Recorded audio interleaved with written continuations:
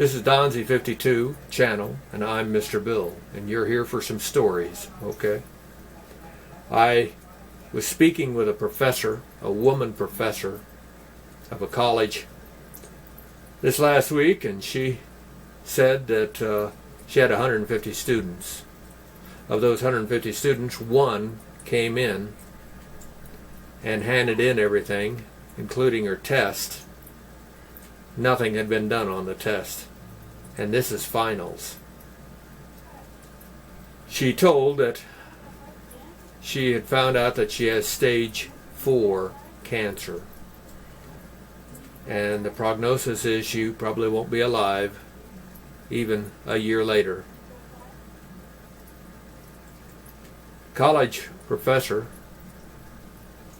picked up the test that had nothing on it yet and handed it back to her. Said, "Sign your name on that test."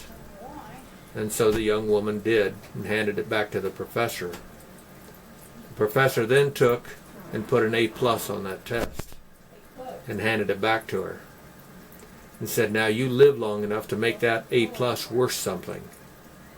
And don't you ever let me hear that you ever quit on a test or quit on life again, ever."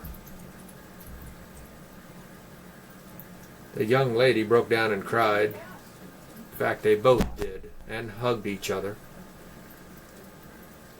But there is a good example of the holiday stories as far as I'm concerned. But what would you have done? An old ranch hand I know said he was going to town and going too fast. And as he got close to McCook, cop stopped him for speeding. Cop got up there and he said, "You know how fast you're going?" "Yeah." He said, "I was just in a hurry." The old cop said, "Well, it's the holidays." And he said, "I'm sure that time is short for everybody." So he said, "I can't give you a warning. They won't let me just give you a warning. I have to give you a ticket if I stop you." He said, "So I'll give you a ticket. The ticket will be for a headlight. You've got a headlight that's out."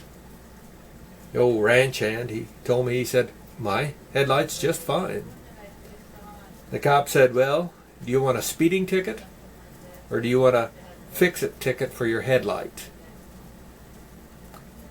The ranch hand took the fix-it ticket gladly. Some holiday stories aren't too shabby, are they? But what would you do? I was at the candy truck. It's been pretty cold, so I don't have very many people coming up. And pretty slow, needless to say. Junior high kid come walking by. I think he's 8th grade. Come walking by, and he was kind of sheepish a little bit. And I said, "You need something free? Don't you have any money? You can have something free, you know that." He said, "No." He said, "I got in trouble." He said, "I got busted." I said, "Yeah, it's a small town, and I hear most of what's going on." He said, "Yeah." He said he got picked up for shoplifting. I said, "Yeah, I get that, and I heard it." I said, "If I remember right, it wasn't a year ago you tried shoplifting from my candy truck, and I caught you. I asked you to put it back, and I said, 'I forgive you in the name of the Lord Jesus Christ.' And I told you it'd be wise for you not to try that again on me or some other store.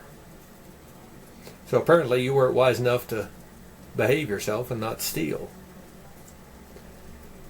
He surprised me by his statement, though. He said, "It isn't fair."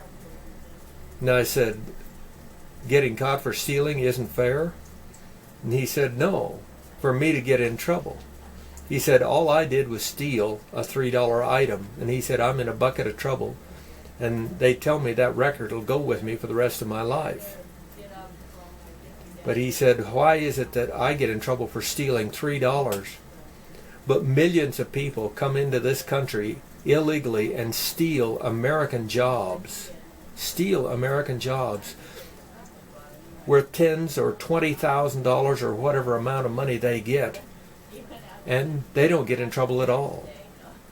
They can steal, but I can't. I didn't have an answer for him. I really didn't have an answer for him. What would you say?